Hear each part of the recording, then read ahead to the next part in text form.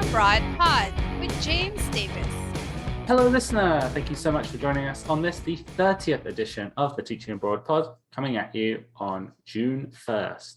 I'm your host, James Davis, and with me this week for this very special episode will be our resident beer snobs, and they are my co-hosts Rowan and Alex from Oxford Seminars' Job Placement Service. How's it going, guys? It's going well. I'm very happy we finally get the chance to delve into beer on the podcast. It feels long awaited. So I guess you guys are not big Bud Light guys?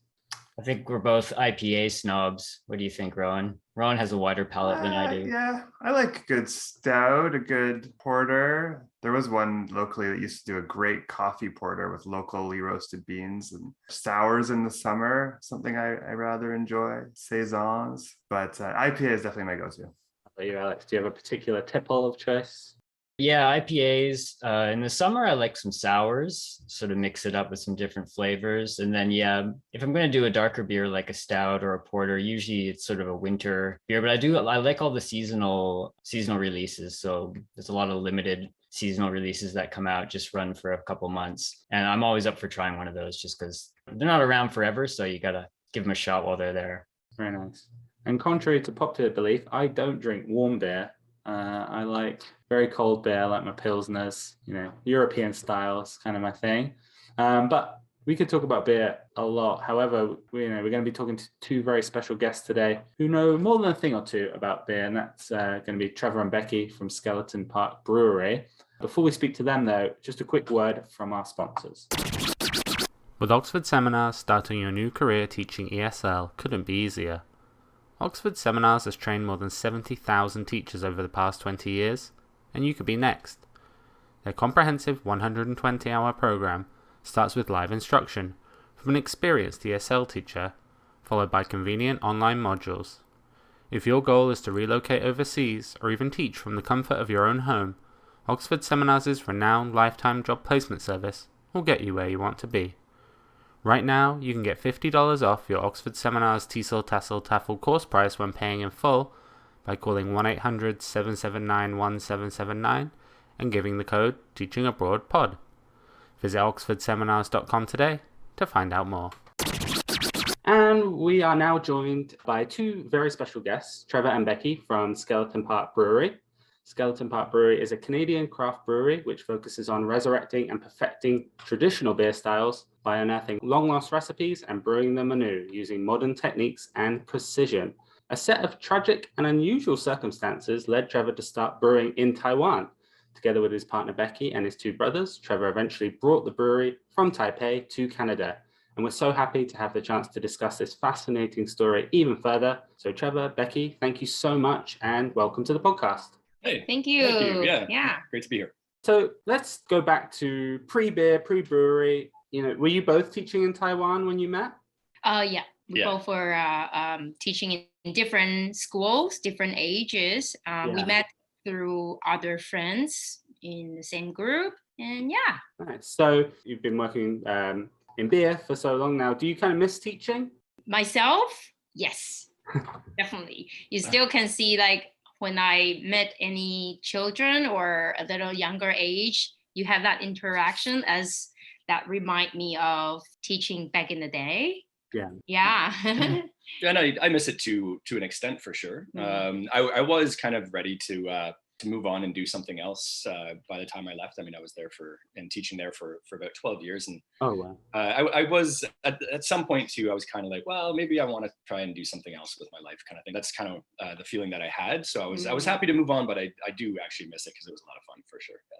I feel like Taiwan remains a bit of an underrated teaching destination compared to Korea, Japan, mainland China, where a lot of people tend to go. How did you find the teaching there? And would you recommend Taiwan to other English teachers? Yeah, for sure. I mean, I agree with you as well. I think it's underrated as well. There's obviously some other places like Japan and, Korea and whatnot that have, you could potentially from the outside looking in seems like it's more professional, it's more higher paid, it's, all that kind of stuff. But when you really get into it, there's lots of great jobs in Taiwan that are equal, if not even sometimes better than some of the jobs you can get in some of these other countries for sure. But then there's also, you have the full range in Taiwan as well, where you do have those sort of independently owned bushiban type schools that are kind of just like in some nook in a corner in a building somewhere. And, it's the quality of teaching can vary quite a bit, I found, but I was working in a very good spot. I was really lucky to be at the school that I was at. And then Becky as well. I mean, her school was top notch. So it's a good point. The salaries in Korea tend to be pretty standard, somewhere 2.1 to 2.5, 2.6 million won. Whereas Taiwan, it seems they can range anywhere from 40,000 up to 80, 90,000 even. Like you make at a certain school, you make double what other people are making at a tiny bushiban.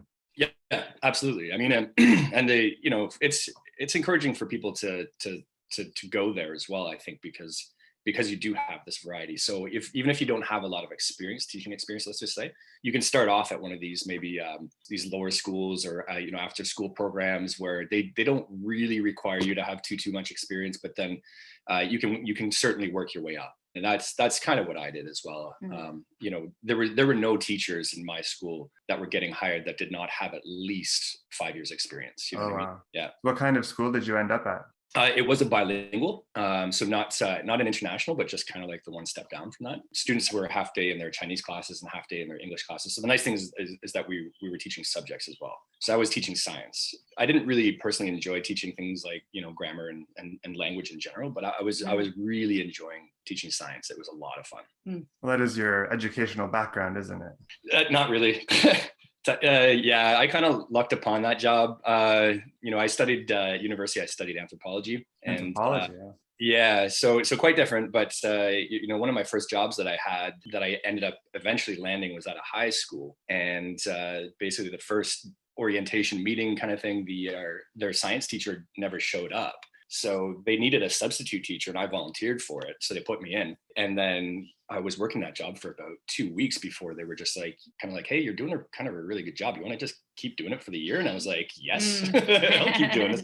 But it was a lot of hard work though, because I had to study. I really did. Every single night I was studying the next day's lesson or that week's lessons kind of thing. So I had to put in a lot of time to do it, but it was worthwhile. I ended up landing a pretty good job after that, because there was a school that was just opening up that had heard about me. I kind of got headhunted, and they offered me a job paying much better for sure, and I couldn't say no to it. So that's where I stayed for about the next 9 years at that one school. Wow, nice.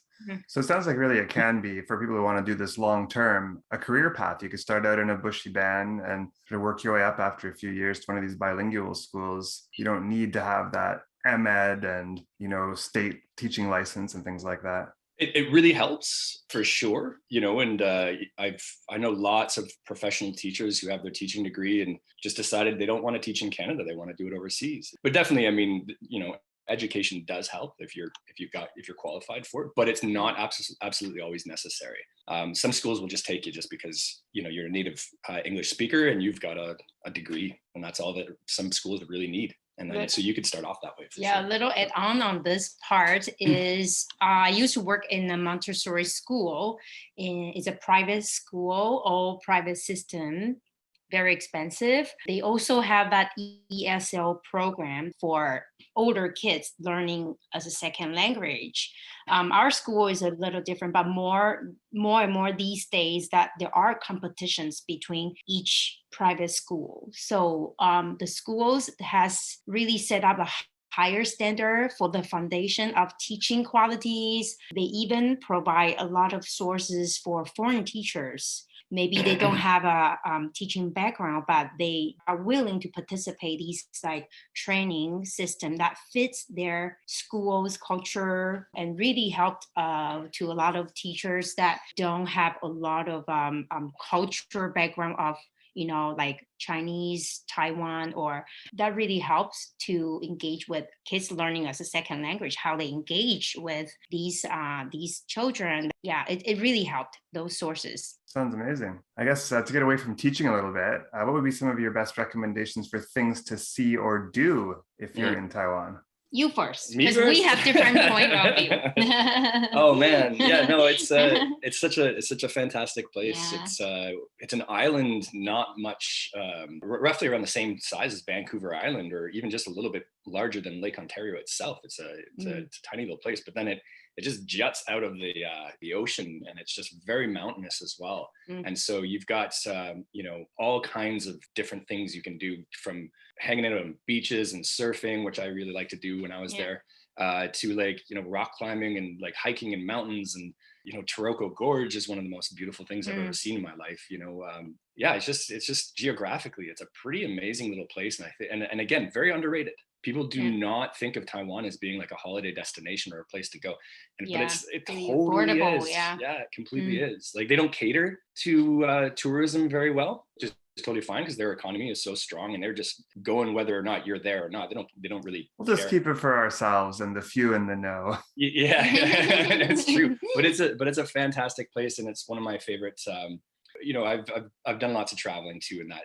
area, the planet, and it definitely stands up to being some of the best tour or travel destinations. Sounds gorgeous. Yeah, but Becky has her favorites. For me, the variety of food, it's just a lot, like from Japanese, from Korean, from Italian. I feel like not necessarily you are born aboard, like in foreign country, to be able to open your own restaurants, but a lot of each city, they definitely have their food culture. I can travel all the way from central of Taiwan to Taipei specific for a couple of restaurants or museum stuff. And again, like, not just the rate, also the convenience. You just take MRT, 50 minutes to Taipei. Here you go. Your weekend started, and come back on maybe Sunday night, get ready your next day to work. It's so much easier. Well, now I'm in Canada, everything has to involve with driving, but it really makes a lot of difference. Traveling's quite easy. Yeah, so food is definitely a major for me. Hot spring area, from mountain to ocean to the beach, boating, you got everything you need there. Awesome. Yeah.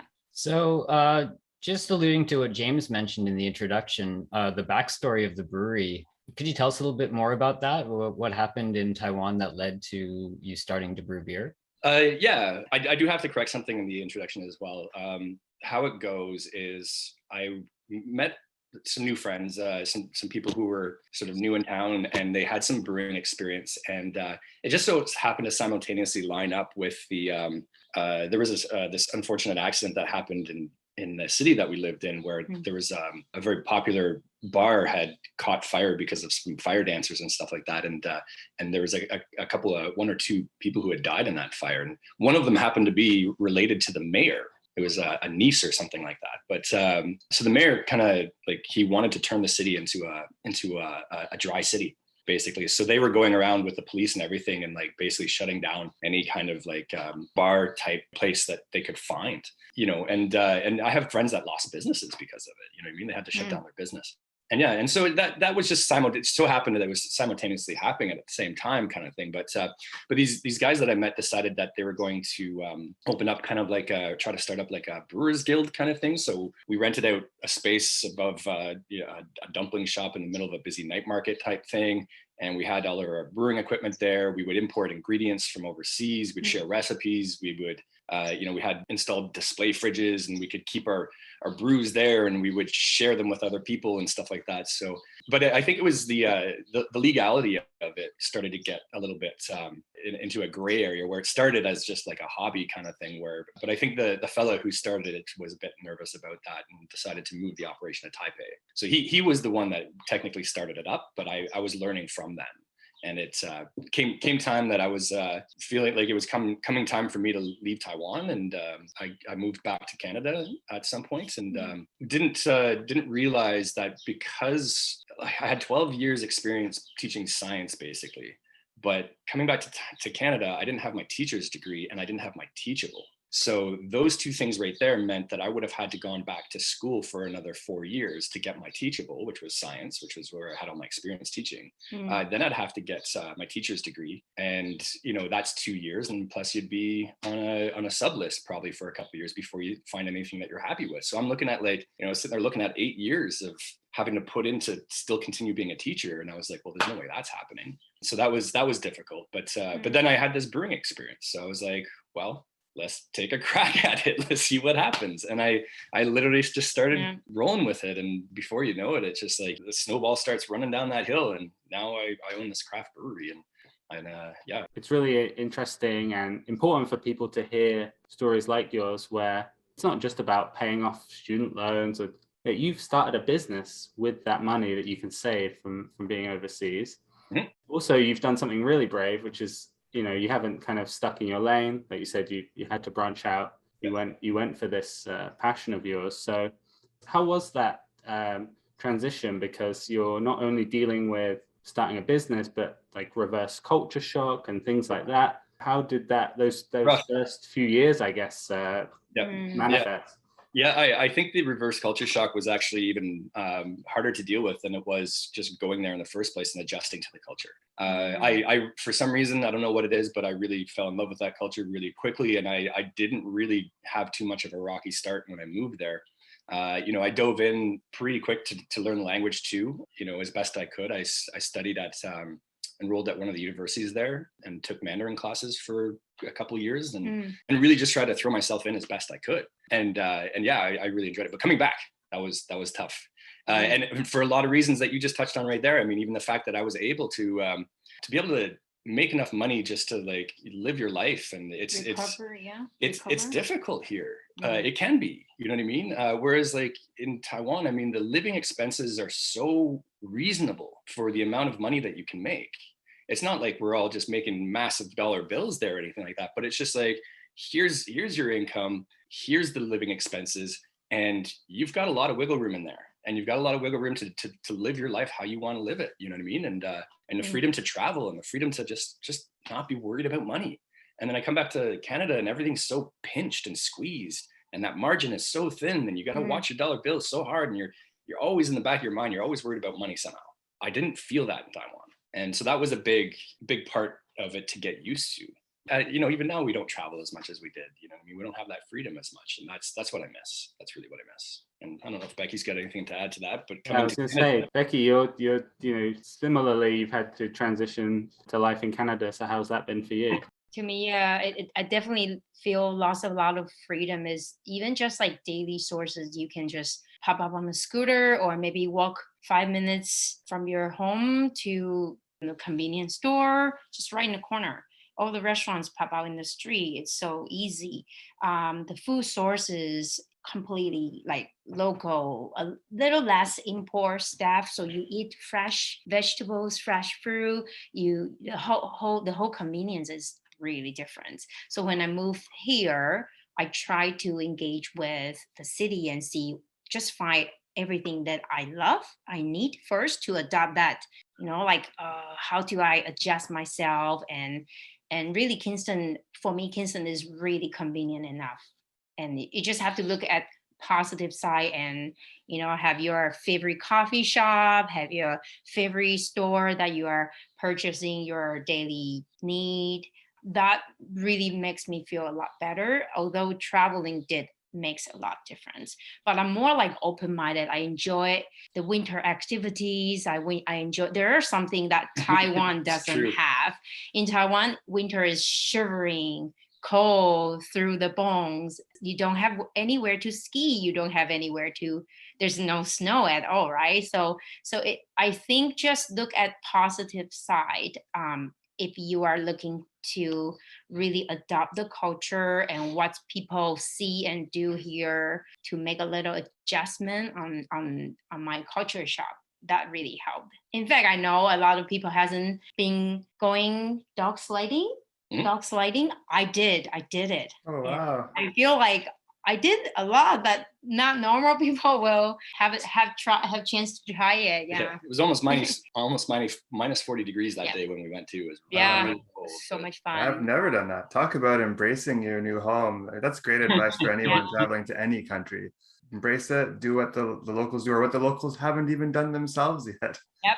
And that's one thing I'm very proud of. It's like you moving from your home to different country, how you have, like you said, adopt, embrace, but like how you really engage with local people, food, anything. I think doing homework definitely helps. A lot of YouTube, a lot of Googling definitely helped.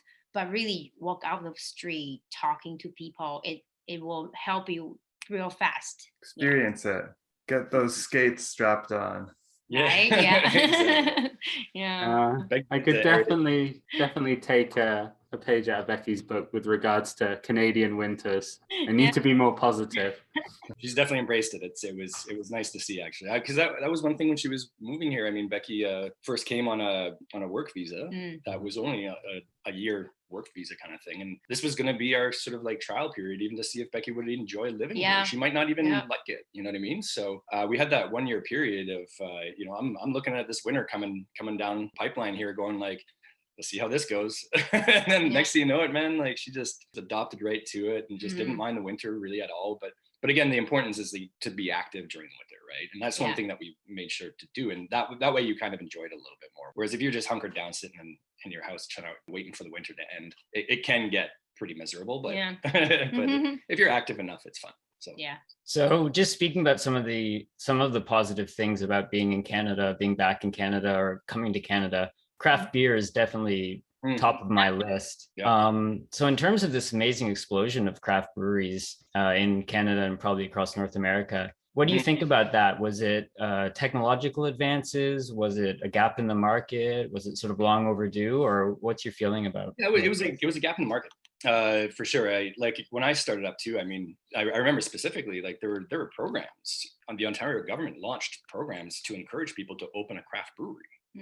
There was government money out there to do it.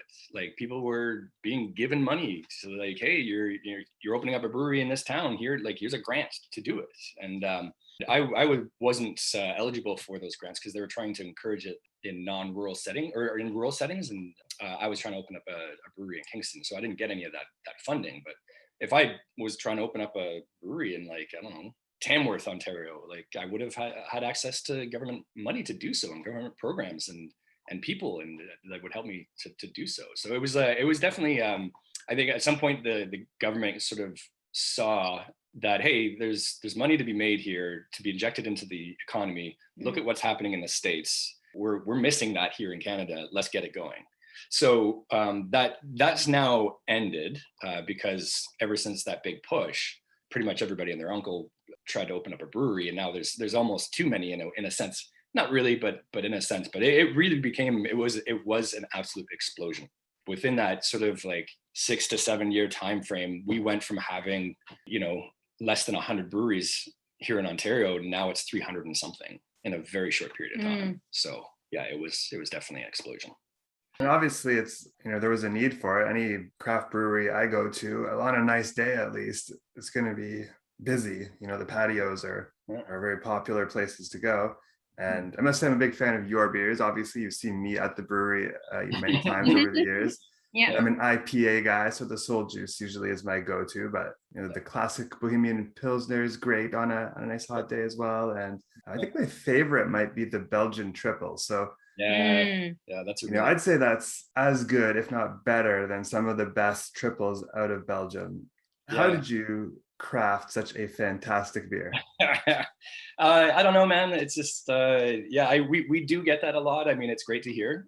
We have people coming up to us often enough saying, hey man, that triple is one of the best ones I've ever had. And I'm like, thank you. It really, really means a lot. It's fun. But yeah, no, I just it's kind of like I like good tasting things. It's I'm a bit of a foodie even. And Becky is foodie extraordinaire here too. We know what delicious things taste like, you know what I mean? And what to look for and what flavors to try to achieve. All things good tasting is just sort of a passion of ours, Becky and I, you know what I mean? Whether it's food or alcoholic beverages or non-alcoholic beverages, or even to wine. I mean, Becky knows wine a lot better than I do, but she's got a really good palate for wine. So I found like a good product always require a lot of experiences, a lot of work and knowledge, and the knowledge even involve more detail, is like how much do you know about ingredient, because every batch is experimental. It can be go wrong, but you have a good knowledge, nothing will go wrong.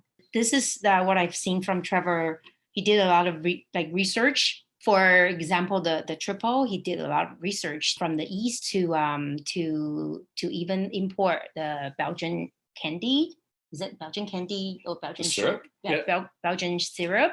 And when temperature, he really looked into the detail of each ingredient. When is the timing to really impact the whole result? It's almost like a science, getting there you go. right. Yeah. Mm-hmm. Well, I know, and there's a lot of brewers, out there who started in similar ways to me, where they didn't really, have any formal education when it came to brewing, and we're good at it, and started up their own business of brewing beer. I guess I must have just got it from all the studying I did when I was in Taiwan. It's just like I'm pretty used to just like researching things and learning things myself. I'm like a lot of the stuff that I know is self-taught, and that came from teaching in Taiwan. You know what I mean? Like I was a science teacher for that amount of time, and I was pretty much self-taught. Like I studied almost daily when I was there. And then, so it just kind of came pretty natural to me to make sure that when it came to developing new recipes and the processes and stuff like that, I've studied and studied and studied, like to make sure that we've got things exactly correct. And the product shows, you know what I mean? It's to hear you say like that was, one of the best triples that you've had, that's why our stuff is really well researched. So. For sure. I mean, your real cask ales are fantastic as well. Do you have anything in the pipeline, anything coming up we should be looking out for? Well, we just launched this 100-mile brew series where we're just experimenting a little bit with locally sourced ingredients. Turns out that there's enough people doing business in this sort of 100-kilometer radius of Kingston who are providing ingredients for breweries. And it goes right from like the barley, the malting process, the hop growers, and we're able now to source ingredients, 100% of our ingredients from 100 kilometers radius of the brewery. And so what I'd like to do is, we will be limited on what styles we can do because of that, because there's only so much stuff you can get. I can't get any dark malts, for example. So in this 100-mile brew series, I'll never be able to make a porter or a stout or anything too dark. But my point is to try to release 3-4 beers in the next sort of year, all varying different styles, and just showcasing what you can do with the ingredients we just find locally. So we started off with a traditional cream ale. We've got that one brewed already, and it's been selling. It's been really, really popular. The next one's going to be a Belgian wit. And then after that, I haven't really figured out what we're going to do after that. But I've got those are the two I got planned out of this sort of 4 releases that we're going to do throughout the year. Sounds great. Yeah. Before we let you guys go, we do have kind of a final question that we like to ask all of our guests. And especially given the journey you've been on, where you are now, do you have any advice for someone, who was where you were all those years ago thinking about going to teach overseas? What would you say to that person who's kind of maybe on the fence about starting and teaching? Yeah, I mean, don't even hesitate. I mean, if it's even in the back of your mind, it's such a great experience that it's just an absolute no-brainer. If you're in a life situation where you've got the time to do it and you've got this sort of, the want to do it as well, the desire a little bit is there, you just got to just go for it. It's a really wonderful experience. What I really like is it really kind of molds who you end up becoming, because you just sort of throw yourself into this culture that's not your culture, and it really puts you to the test in a way.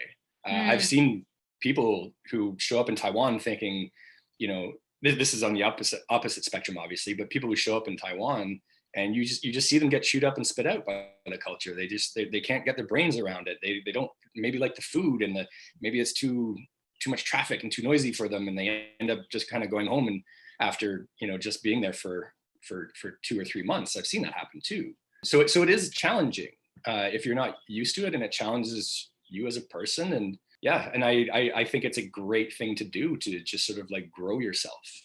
That's my personal feeling about it anyways. I don't know if Becky has thoughts on that. I do have some friends that I met in Canada. They graduate, they want to apply overseas teaching, but they end up coming back within few months. And the reason is because how they apply to be able to legally teach overseas.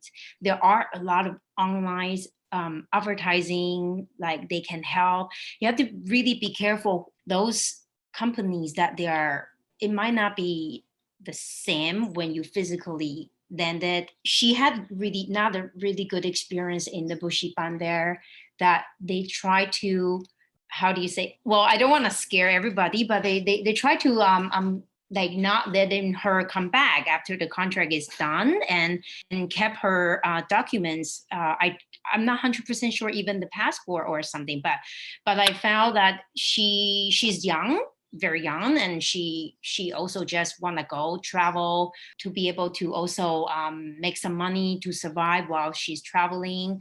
I found like if you are thinking of teaching overseas, definitely do some homework of some schools that you are interested, and directly reach out to school in order to get you there, that will they able to help you for a work permit. As many as school you can send out your resume, you will definitely hear back. And instead of having other companies that helping you in between, you might kind of miss something. That's really good advice. Do your research, get references, make sure that people are having a good experience at the school that you might be going to. Yeah, and that too. I mean, make sure that if you're gonna go, make sure that you submerge yourself into the culture there.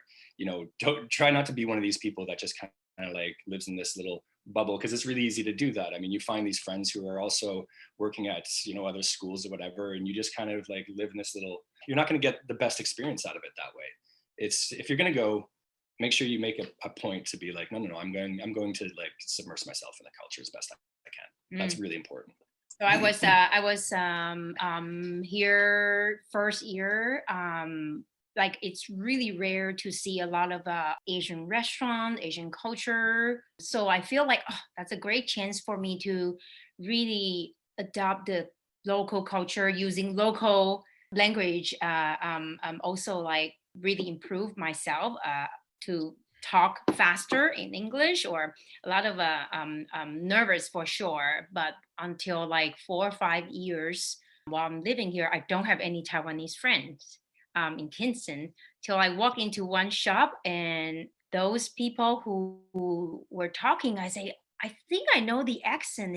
They're from Taiwan and they're from Taichung, because each area there's some like specific tone that they.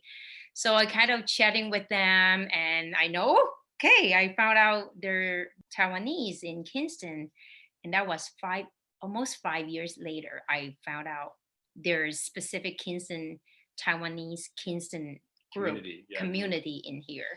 But like all my friends are, you know, all from Kingston, born and raised, and that makes me feel like, at least I did not to rely on same culture, same background. Otherwise, my English won't be approved, and I might be having a hard time even more for adopting Canadian culture.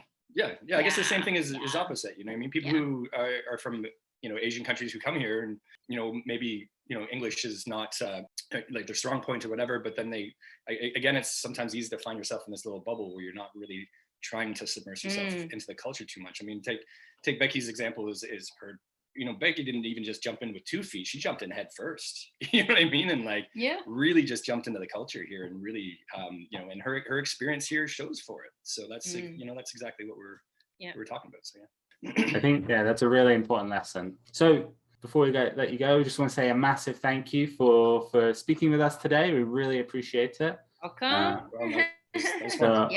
Now we miss home. Sorry about that. However, you can have a nice beer to get all your worries set. Thanks, guys. Anyone based in Canada, check them out, skeletonpark.ca. Thanks very much, guys. Trevor, Thank Becky, you. all the best. Yeah. Thanks so much again to Becky and Trevor for taking the time to speak with us today. Before we let the good listeners go, do we have an update from the job placement service?